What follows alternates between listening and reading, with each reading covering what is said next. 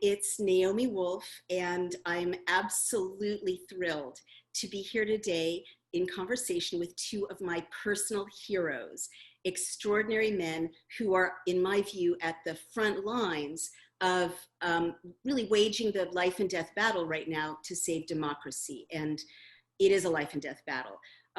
All of you know both of these important authors. The books are Greg Palast's How Trump Stole 2020, The Hunt for America's Vanished Voters, and Daniel G. Newman's Unrig, How to Fix Our Broken Democracy.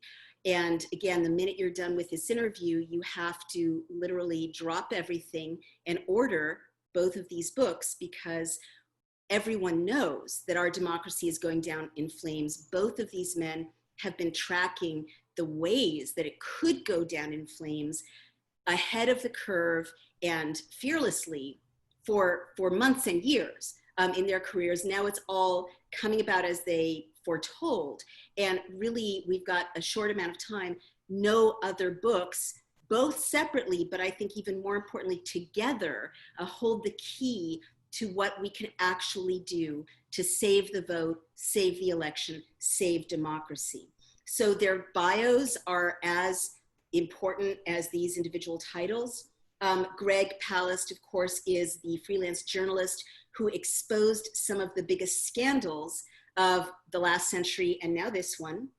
He's a 4 times New York Times best-selling author. He writes regularly for many important outlets, including, well, I read him most recently, and he blew my mind in Rolling Stone, but he writes for The Guardian, he's on BBC regularly, and a host of other outlets. And he has his own investigative nonprofit with a really exciting venture that he'll tell you about to get out the vote and make sure we fill out our ballots properly. Daniel G. Newman is the president and co-founder of MapLight. And MapLight is a real inspiration to me as co-founder of Daily Clout, because it was kind of a beacon of what you can do in the democracy protecting space. MapLight exists to shine a light on money's corruption in politics. Now they're shining a light on fake news. But before Newman was running MapLight, he was named one of the 100 most creative people in business by Fast Company. He had a for-profit company, Say I Can, which is speech recognition software, and he was a Harvard fellow. So extraordinarily distinguished men, and as you know, I've spoken to each of them separately, but this conversation, I'm not exaggerating, is one of the most important conversations we can have as they communicate with each other about what to do in this emergency. So welcome to both of you. Welcome, Naomi. Thank you. Nice to be with you. Thank you. Virtually, safely. That's right. You're actually hosting, so you are welcoming me, and that's it's delightful to be hosted by you virtually, and it's so wonderful to have you both in the same space. So let me get right to it, because I really see you as the two men who can save it as it goes down in flames. Both of you, I'll let both of you express the theses of your respective books in the answer to this first question. But what I want to ask you first is, where do you agree with each other about the threats to democracy and to the election? And then my next question is, where do you disagree? Where do you think your different focus, your different warnings kind of differ from each other, so that someone can, listening to you both, can get a full sense of the arguments that you're making and where one of you might have seen a danger the other might also now know about by reading each other's books. If you want me to start ahead. Okay, this is Greg Palast. And well, the reason I say the book is called How Trump Stole 2020, it's not a prediction, it's a warning. And he did steal it already. We can steal it back. We can bust the burglary if we take certain steps. So I've written the book to show you how they've shoplifted the election and how you can basically protect your vote and take it back, both through agitation, legislation, but especially protecting your own vote. You're going to have to take action to do that. So, one thing that both David Newman and I have in common is that we've written books specifically to be enjoyed. believe it or not, our discussion of the decay and destruction of democracy, we've kind of made entertaining. In my case, I've written it with a lot of interesting photos and written it in a way that you will kind of enjoy reading about the destruction of America's right to vote. And it also includes a comic book inside of 48 pages. David Newman's book is all graphic novel style. Let me and just, I got to tell you. jump in. I'm so sorry to jump in. I think you want to do that over because it's Daniel Newman. Oh, did I just say David Newman? Okay, the last one. Twice, but. I did it twice. Okay. So should I start again talking about our books from the beginning? It's up to Carrie how easily he thinks he can. I think I'm going to have to, okay, it's a long answer. I'm going to shorten up I'll tell you what, I'll start again. Carrie, mark this, and I'll shorten up the answer. Thank you. I do that because then you put the sound and picture together easily. Okay, so I called my book How Trump Stole 2020 because it's not a prediction. I don't know who's going to get the most votes. It is a warning about the theft of your vote and the blockade to your voting and your friends' votings. So now to steal, we can though steal it back. That is bust the burglary. And so I'm explaining how they do it, how they block your vote, how they don't count your vote. And I've done it in How Trump Stole 2020 in what I hope is an interesting way. In other words, I don't want you to cry through the book when you read all these things. Both myself and Daniel Newman, in his book, Unrig, we are both trying to make the decay of American democracy, its destruction at the hands of vicious billionaires, as entertaining as possible. So he's written it in graphic novel form. I actually have 48-page comic book in the middle of my book and lots of photos and interesting stuff because I want you to read it. I want you to take it in, maybe have a few laughs and probably a few tears, but I want you to protect your vote. And you get, now the difference between our books is that Daniel Newman is concentrating on the money side. Now I include the money side. Those who know Greg Palast know I was by profession for many years before I was an investigative reporter. I was a financial investigator, a detective, working with the Justice Department, attorneys general around the world. This is what I did. And so yes, it's about the money. It's always about the money.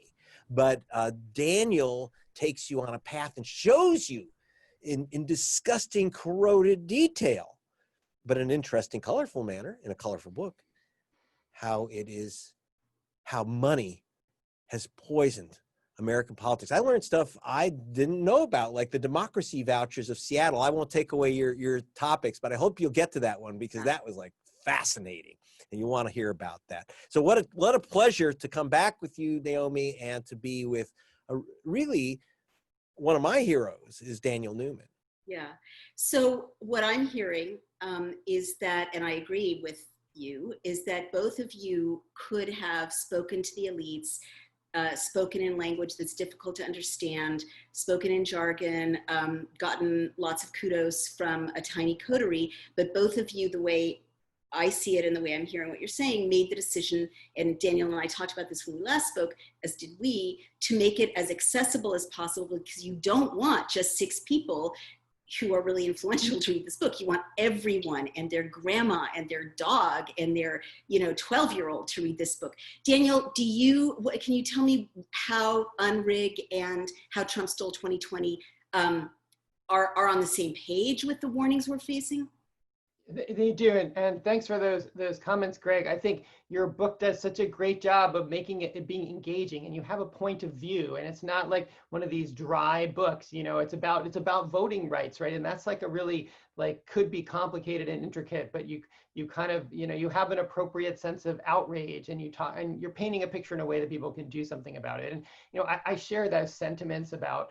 Here it is, the rules of our democracy, the voting rules, money and politics rules, gerrymandering, all these things that are kind of arcane and technical they control who has power. They control who writes the laws that all of us live under. And so by writing this graphic novel, a partnership with the illustrator, George O'Connor, it puts in 250 pages of comics.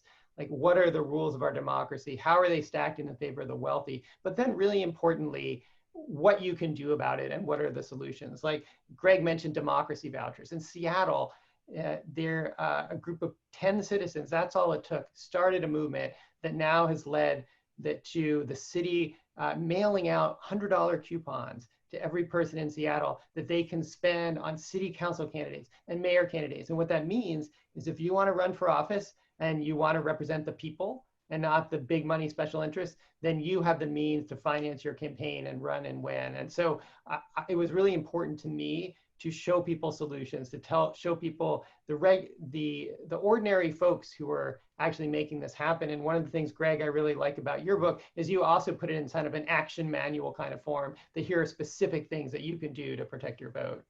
Right. Yeah.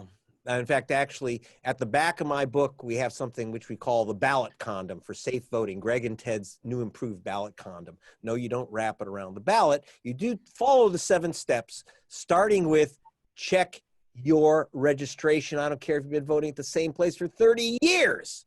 Please go online to vote.org, or even better, to your county board of elections. Every county, every state in America allows you to look up your registration. And you think, oh, I've been voting the same place 30 years. Well, 16.7 million people have been removed, purged, wiped off the voter rolls in the past 2 years of record keeping. That could be you, about 1 in 9 voters. Please. It was me. I looked myself up, Greg Palast, no such voter in California. So I re-registered right there online. Please do this. So turning to you, Greg, what would you say of all the incredible threats to the integrity of the elections that you identify in How Trump Stole 2020? What would you identify as the biggest threat? You know, why is this time worse, it sounds like, than ever before? And, you know, what would you hold up as the one takeaway of scary thing that people should know about from reading your book, or from being about to read your book? Some people are going to freak out when I say it. The scariest thing is mail-in voting. No kidding. Mail-in voting is the most dangerous form of voting that we could imagine. 22% of all mail-in ballots are never counted. Now, wait a minute. Is Greg Palast saying, don't mail in your vote? Like Trump? Have I turned orange? No. No. What he's trying to do is make it difficult for you to vote and put your mail-in vote at risk. In other words, right now, 1 in 5 mail-in votes isn't counted, and he wants to make that, 7 out of 10, right? So what do we have to do? You must mail in your ballot. That is, you must get an absentee or mail-in ballot, but you must learn how to protect it. Are you saying that that's better than going to the polls, Greg? Oh, absolutely. Look, we know, unless something extraordinary happens that no expert can predict, at this moment, the virus is going to be with us. You can't wait in those lines, because whether you're going if we're going to have 100 million people go to the polls, 150 million people go to the polls this last time, we are going to have millions sick and many die. And that's insane. You shouldn't have to die to vote, but you have to know how to protect your mail-in ballot. And the number one way people lose their votes mail-in is you don't get the ballot.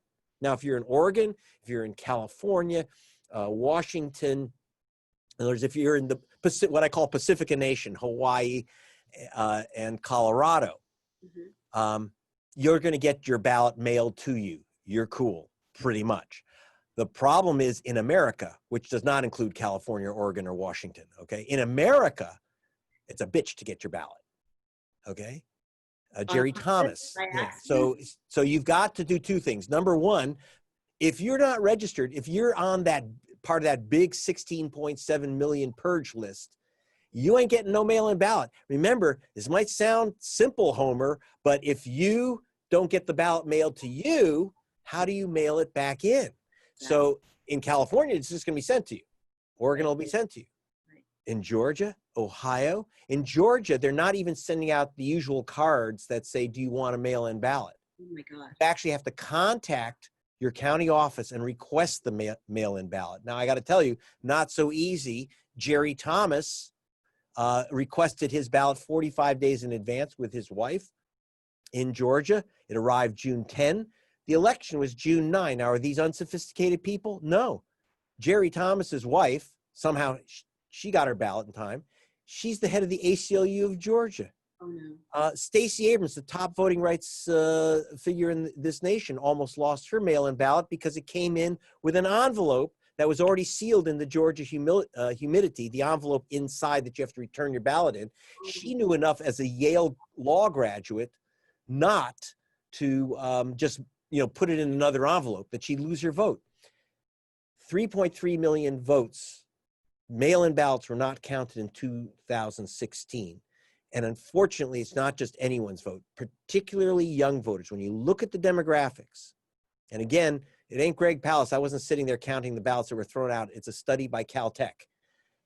The mail-in ballots, the people that get shafted on mail-in ballots are young people, Hispanic voters, Asian American voters, African American voters. In other words, voters of color, and the color's blue. Right.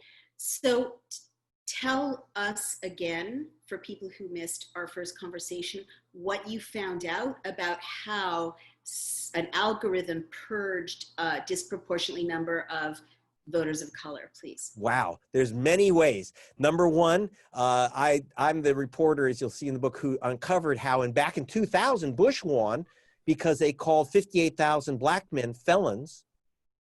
And I'm not guessing because it says BLA next to their names in the voter rolls.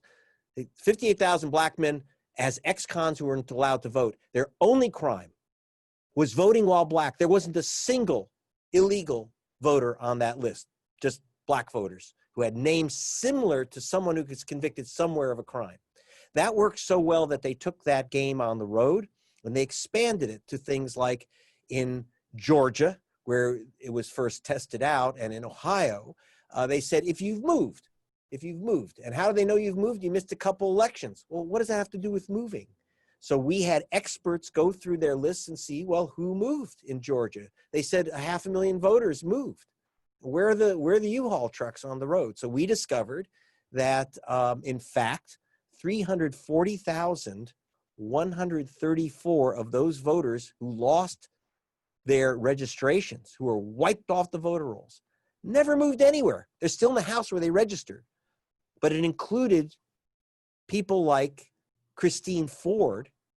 Christine Ford had been voting in the same voting station for 50 years. I was there at her voting station.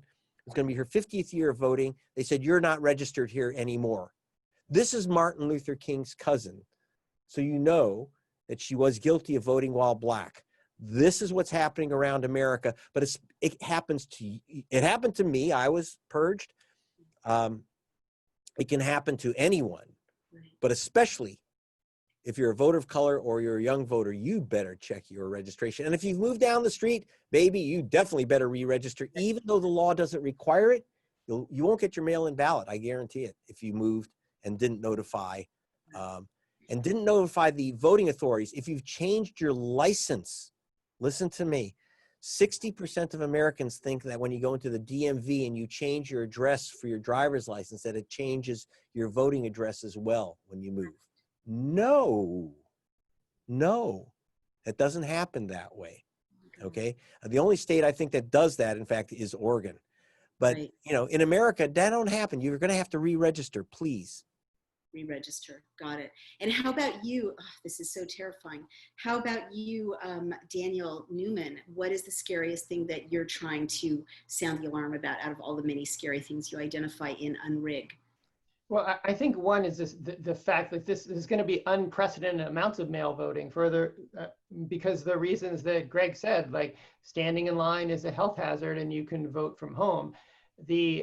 Where I should say that states that, the rules here matter, like these little intricacies of, does it have to be the same envelope, and is it postage paid, and how long in advance do you have to get it, and does the state send out, like all of these things, like they seem like little small technical things, but oftentimes these elections turn on very small margins, as we've seen over and over. And so the states that do this the best they just have the voter in mind. They're like, let's make it easy for the voter to follow the rules because the rules are easy to follow. And then you have the states on the other side that try and make them really restrictive. So given that there's going to be this flood of mail-in ballots, many states are just not going to be used to this level of mail-in activity. And so it's very likely that the final winner of the presidential election, as well as other lower down ticket elections, will not be known on election day.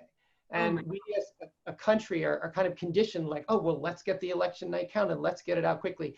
And the concern is that the president is going to try to delegitimize ballots that were perfectly legitimately cast. And I say this not out of speculation really, but because he has already done that in like the midterm election and saying, oh, like when the Republicans are ahead, he said, well, let's stop the count now, which is completely bogus. And so my message sort of to individuals is let's set expectations as widely as we can that that we are going to do a careful count, and things are not going to be, there's not going to be instant knowledge of who won and what the final vote totals are. And we have to make sure that the officials have the public support to actually do the count that they're away. So let me just add something. Keep in mind, we have one of the nasty little secrets of American voting, which is what I have in How Trump Stole 2020, is that we don't count a lot of ballots. A lot of ballots are simply never counted. And we had, for example, 935,000, almost just short of 1 million provisional ballots were challenged and not counted. We had 600,000 ballots challenged, most of them mail-in votes, because someone said, oh, that signature doesn't match the registration signature. So that you have to sign your ballot. And if you've signed it in a way that's different from the registration signature, and I was just asked, well, what type of expertise do people have to challenge your signature? The expertise is they're Republicans. That's it. In other words, they just say, I don't like that signature. Now, I saw this happen. I was covering for Democracy Now! The counting of the votes in Michigan. Now, Donald Trump supposedly won Michigan by 10,000 votes, but 75,355 ballots were never counted in Detroit, Michigan. So wait, if you count 75,000 ballots in Detroit, Motown, I think it might overwhelm the 10,000 votes that Trump supposedly won Michigan in the presidency with. So Jill Stein paid for a recount, and what we called the recount, in fact, was counting those ballots that were never counted in the first place, 75,000 ballots, with a marvelous machine called the human eyeball. Because, you know, we can see when the machines broke down in Detroit and couldn't count the ballots. The human eyeball can't. Donald Trump sued to stop that count. But in the meantime, and here's what I'm talking about, get ready for November. GOP lawyers and GOP poll watchers, when they were counting those ballots, challenged virtually every single Hillary vote. They said, whatever it was, challenge, challenge, challenge.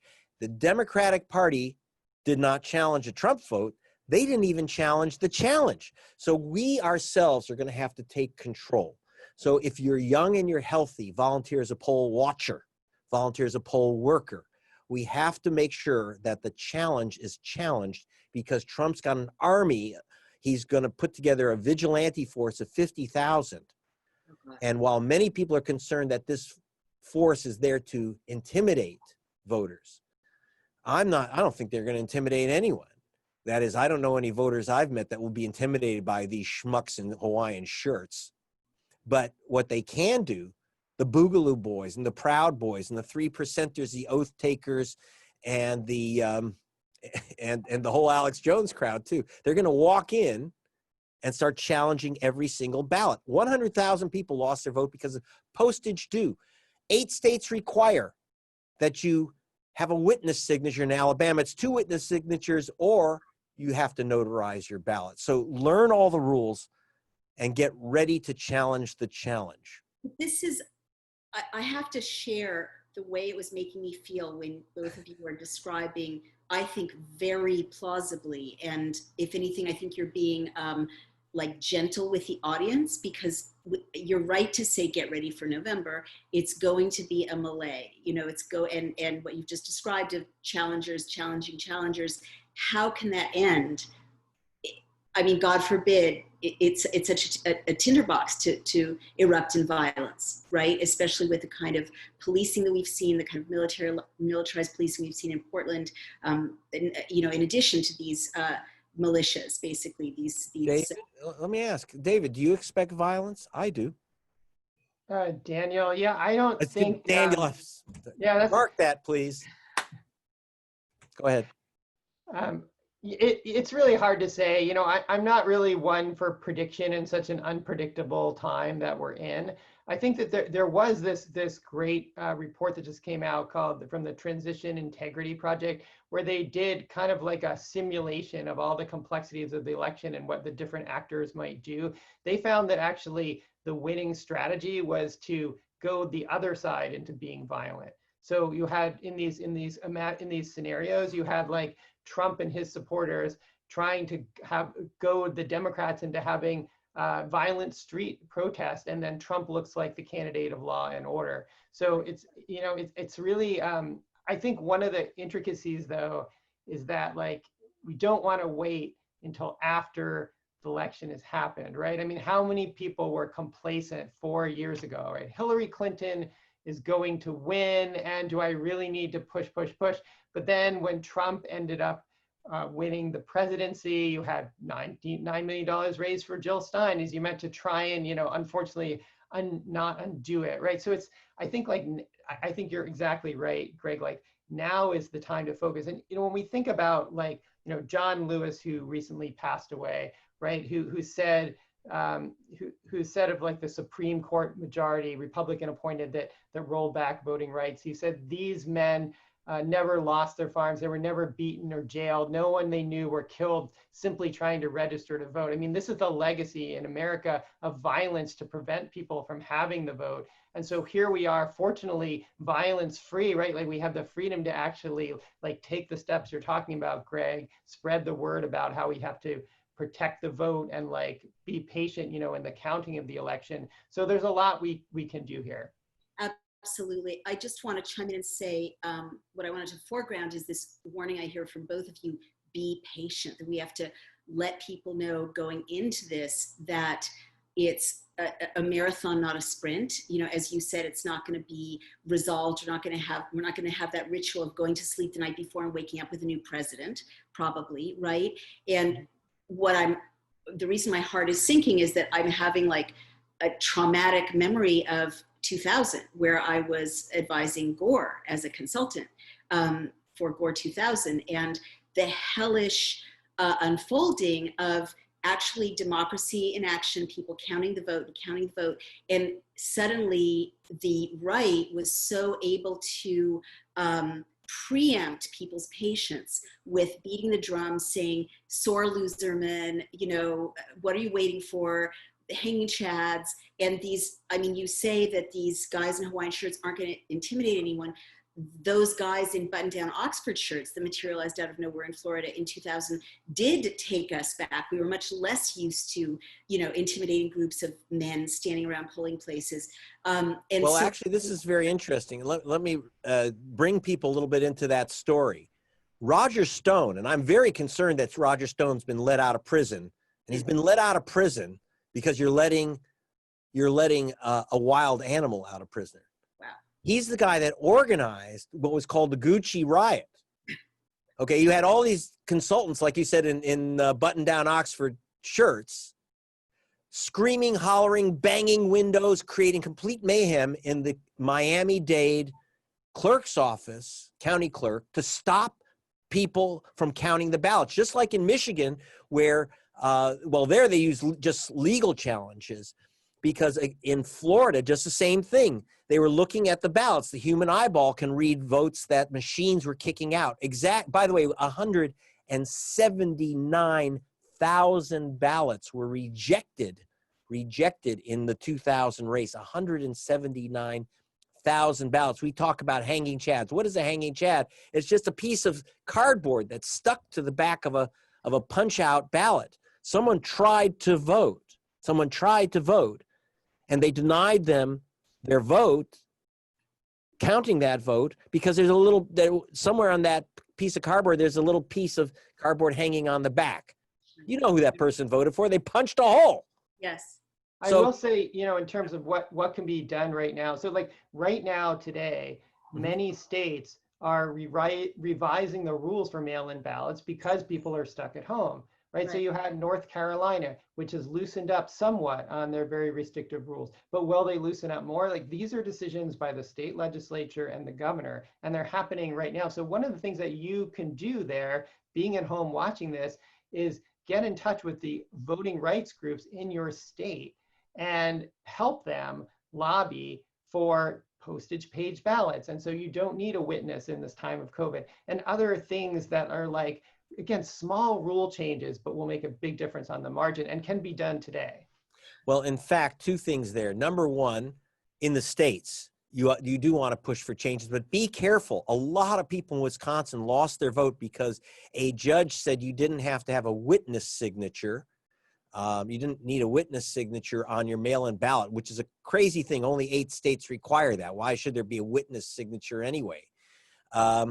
So a court said you don't need a witness signature, and then the day before the election, the Supreme Court of Wisconsin reversed, and all those people mailed in their ballots, thousands without that witness signature, they were all junked. So be very careful, and I know that there are crazy mail-in rules. We should try to change them. But if we can't, you got to follow them, no matter how insane they are. And by the way, like in Wisconsin, if you have a student ID, make sure there's only very few students have the mail-in ID, the ID you need to vote.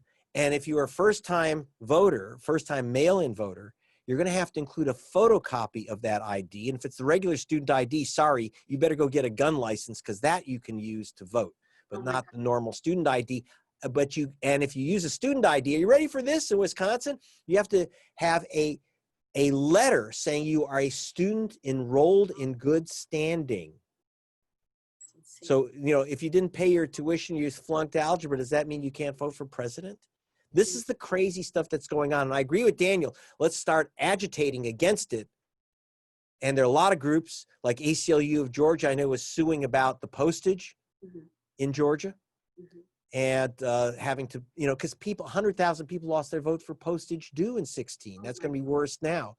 A lot of it, by the way, because people think I have to put one stamp on, and most ballots are 2 stamps. This is the games that they play because someone's going to challenge your ballot. Now, counties can also make things easier. Some counties can actually have the authority under state law to do things like, in their county, mail everyone a ballot, or mail everyone, like in Los Angeles, we've got these huge kind of postcards, pull-out postcards, which help you vote. Extremely helpful. Right. And that's done at the county level. Right. So people watching this who are not, I like to call myself a democracy nerd, as Daniel knows. I think all of us can proudly call ourselves democracy nerds, but people who might not be that in the weeds are listening to this, and they're probably feeling quite depressed and disoriented. How do you know? Let me give you an example. My son is a college student, and he's part of an organization to get his peers to vote. And they're texting people and saying, go to Turbo Vote, make sure you're registered. And people are saying, how do I know you're for real? Well, I don't want to give you my information. I don't want to engage with you, because people are so jaded and traumatized that there are all these fake outreaches and, bad actors interfering with communications about voting. If I'm just sitting here watching this, how do I know whom to trust? Are there some organizations? Are your websites, reliable lists of entities that I can go to and be sure I'm not being manipulated? I can say go ahead. Sorry. Yeah, I can say for one thing, the Secretary of State in your state, like you go there and, it's government information. It tells you how to register vote. And as Greg says, there are many rules, like you can get the rules right there. Common Cause, the League of Women Voters, very long time trusted organizations. Greg, I'm sure you have other assets to add. Thank you. Yes. At vote.org, you can put it, but again, you have to give it a private nonprofit group, but they're very good. Your email and your address, and then they will check and see your registration status and give you a link where you can re-register online. Every state allows you to register online. by the way, except for South Dakota, because they don't have registration. And by the way, just because they don't have voter registration doesn't mean that they have a bunch of Canadian moose coming in and voting, or South Dakotans sneaking across the border to vote in North Dakota. So, you know, all these things are just crazy impediments. We have to live with them if we can't change them in time. And what should people do? Oh, sorry. What should people do if they do physically go to the polls? They take all the precautions they should, and they're turned away. What's the thing to avoid and the thing to do in that situation? Number one, avoid, if you, well, obviously keep space, have your masks, your gloves, but please, if your name is missing from the voter rolls, well, number one, if you're going to vote in person, try to vote in person early. I suggest midweek, because the GOP has now figured out that, for example, in Ohio, 70% of African Americans vote on the Sunday before voting, Souls to the Polls Day, early voting. And I was with Souls to the Polls in Ohio in 12 and 16, and the lines are 5 hours long. So try to go in midweek when those places are empty. If you can and have a mail-in ballot, walk it in to get it certified and get your signature verified, so you're not one of the 600,000 people who have their ballots thrown for someone challenged your signature. Great suggestion. How about you, Daniel? Do you have suggestions about what to do if you're turned away, or how to make sure you're... There's an election protection hotline. That it's election protection is the website. It's this coalition of national, local, and state groups that they have a hotline to give you advice on this thing. They have volunteers and attorneys do that. I think it's also, I believe that's 1-800-OUR-VOTE. Yes. I also wanted to note, just sort of looking at the big picture, obviously voting appropriately enough becomes a big topic around election time, but I want to mention this bill in the current Congress called H.R. 1. And H.R. 1 was this bill that the Democrats introduced, this HR called H.R. 1 because it's the first bill that they introduced back in 2019. And, if we have a President Biden and we have Democratic control of the House, then there's going to be a lot of competing priorities on what should the Democrats do. And I think it's important that all of us who care about voting and care about democracy make sure that they continue to prioritize actually fixing democracy, right? So that means the equivalent of H.R. 1, it should be the first thing introduced in the new Congress, and it should be the first thing passed, because we've seen this pattern historically. Is the party out of power puts forward reforms, but then when they get in power, they don't actually want to do them. Right. And so it's important, like, not just to focus on your individual vote in your individual state now, which is critically important, but to make sure, like, national voting standards, an end to gerrymandering, reinstating the Voting Rights Act, all of which are components of this terrific bill, H.R. 1, continue to get the first priority. Wonderful. What a great suggestion. You anticipated one of my questions, which is, will a change in party solve this problem? Obviously not. And that's such a great suggestion. We'll follow up with HR 1. We'll do a reading of it and a video, and make sure that we'll do all we can to make sure that people keep it top of mind. Let me go back to some possible scenarios, big picture, but you said prepare for the worst or prepare for the long haul. I know no one likes to talk about the worst, but I wrote a book in 2008 called The End of America that predicted 10 steps to fascism, and many of the things that, and I respect that, no one likes to be Cassandra, and I respect one doesn't want to be predicting in an unpredictable environment. But when, I studied closing democracies in different times and places, and they all are identifiable by certain things, and they're happening now.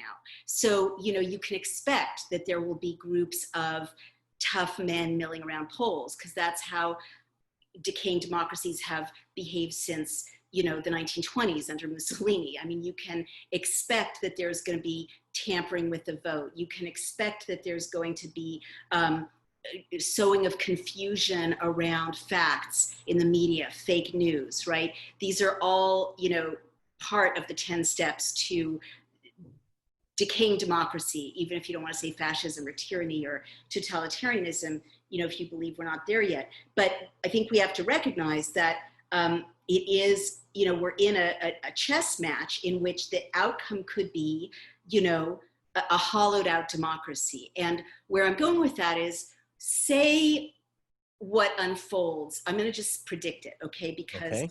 I hate doing this, but I'm often right. So I'm going to do it. I'm going to say, You're famous for being right, so I want to hear what you have to say. it's not fun because first people hate you, and then, years later, they say, oh yeah, didn't she predict this? And you want to be wrong about things like this. But what will happen is that there will be so many challenges, as you pointed out, it's not rocket science, to the vote. There will be an effort on the part of the sitting president to muddy the outcome. That's completely predictable. And honestly, if Democrats learn from their example, it's not going to be much better because there will be charges and countercharges, right? And chaos.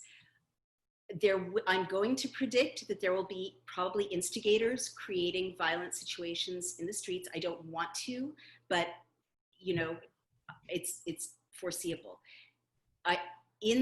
What do we do if President Trump says, and I'm only saying this because of the studies of so many other democracies, coming to a shuddering halt right exactly at this point in history. We're not the first people to be here, right? Other democracies have softened, weakened, hollowed out, gotten to this point, and come back from the brink, right? But we're not back yet. At this point, what happens is that the sitting president declares a state of emergency and says it's not safe to count the vote, there's too much violence, it's not safe to have civil society, it's not safe to have domestic policing. You start to see what we've seen already, which I think is a trial run, which are federal troops, or instead of National Guard, possibly even members of the U.S. military. I don't want to go that far. You don't need to go that far because of fusion centers, right? Our existing law enforcement at some levels, DHS, are already highly militarized. And the president says, I'm not leaving. Or something like this: we have to take a temporary emergency measure for the next 6 months, where we'll let you know the outcome at the end of 6 months, but in the meantime it's too dangerous to have civil society. What do we do? And I said it. Okay. I've been thinking a lot about that this week. I said I believe that there will be violence. I'm certain of it. I want people to think about this carefully. And what we saw, for example, the Gucci riot with Roger Stone back in 2000, where it was $1,200 an hour consultants banging on the windows and stopping the vote count. Now we get Boogaloo boys in Hawaiian shirts with crowbars and pipes who are smashing the building, Molotov cocktails thrown into post offices because our president has said there are 1 million ballots in these 12 post offices from Venezuela. Stop the election from being stolen. We have to stop the election from being stolen. There will be protests in the streets on both sides. We already had the test run, as you say. I agree with you. It's a test run of the unmarked SUVs picking up people as if we were in Peronist Argentina. And this is new, dangerous stuff when you have an unmarked secret police. And some people are going to say, I don't know that they are federal troops. All I know is that they're right-wing nutcases grabbing protesters. Someone's going to get killed. You will have. So now Trump is militarizing response to protest. And what I'm worried about is that, for example, the Florida legislature, you have 2 post offices on fire. You have the Miami-Dade county clerk's office is shut down because it's too dangerous to go in because of the Boogaloo boys and the Proud Boys. God forbid, but exactly. And then what happens is the Florida rabidly Republican legislature of Florida says it's too much mayhem. We can't count the votes in time. We can't count all these. We have 6 million mail-in ballots, which is what I expect for Florida, 6 million. We can't count them in time, so we're not going to certify the election. The Republicans of Michigan say, we can't certify the election. Detroit is in flames. And Milwaukee's in flames. We can't certify the election. So you have 3 Republican legislatures say it's mayhem in the streets. It's martial law. We've had, curfews. We can't count the ballots. No certification. Now, no candidate gets 270 votes in the Electoral College because they don't send the electors. Real simple. You don't certify the election. You can't send your electors. No one gets 270 votes. It goes under the 12th Amendment, and the 12th Amendment goes to the House. But it's not Nancy Pelosi who makes the decision. Each state gets a single vote. Wyoming gets the same vote as New York. And Donald Trump is reelected constitutionally because our cities are in flames. So building on that, Greg, that terrifying scenario, it's the newly elected Congress that gets to decide on the new president in that disputed election scenario, the newly elected House. And so, if you care about, the fairness of elections, or you care about Joe Biden getting elected, then it's worth looking at which are the delegations that a few House seats either way would flip the delegation from Republican to Democrat or vice versa. So it's not about the majority of the House, but it's about those delegations. So MapLake came out with this report last week called Election in Peril. It lists all these state delegations. And so that's, there's a lot of effort in like how to make sure that a certain party gets the majority in the House. So this is another way of looking at it that's also really important, because in the case of a disputed election, presidential election, a few House seats could actually make that decision. Now, I will also mention this report from the Transition Integrity Project that just came out that gamed out some of these scenarios, like with violence and street protests and such. One of the things they found, again, was the goading the other side into violence was the winning strategy. So if it's Trump supporters that are violent, that could end up sort of boomeranging against him in public opinion. It turns out that the losing strategy is expecting the courts and the legal system to resolve this. And in this simulation, what happened time and time again is like people, Democrats playing Biden campaign officials. Okay, let's sue this, let's go to the court. And the court responses were simply ineffective and too slow. And so I think that speaks to all of us as citizens who want to see a president that actually believes in democracy, is pushing the Democratic Party and the Biden party, the Biden campaign, to be bold, especially in the case of election disputes. Because you can imagine there's a tendency to let's sit back, let's let the court decide it. But it's actually the activism of all of the constituents of the Biden campaign and the Democratic Party and people who want to see that side win that are going to push them to be aggressive. And that is the winning strategy. Well, so what I'm hearing, and I want to reinforce to everyone listening, is a huge takeaway is psychological from this conversation, that going into this election, we have to stay calm. We have to encourage other people to stay calm. If we protest, we need to do it peacefully. I don't want to put words in your mouth, but I hear that. Yes. We cannot rise to the bait of any provocation, right? And not only that, if you look at the history of protest, it's peaceful, enduring protest that wins. It's short, sharp clashes that lose. So that's really important, and we have to be patient. So patient, peaceful, organized, diligent, watchful, and not get swept up in the hysteria that is doubtless going to be hyped or real or some combination. Yes. Let me ask one final question, if I may. This is really one of the most important conversations I think I've ever had, and I think everyone listening can't pay attention to a more important conversation. A lot of the strategy that you gentlemen have both laid out depends on a functioning post office. Our president has already floated the possibility of postponing elections, and he's also already made it clear that he's at war with the post office and has put his own, or is trying to put his own eyes and hands and deputies all over the management of the post office. I just want to share the Daily Clout observed in 2014 the Scottish referendum, and there were a lot of irregularities in the counting of the vote of the Scottish referendum. One of the things we found there was that no one was actually in charge officially of counting the vote.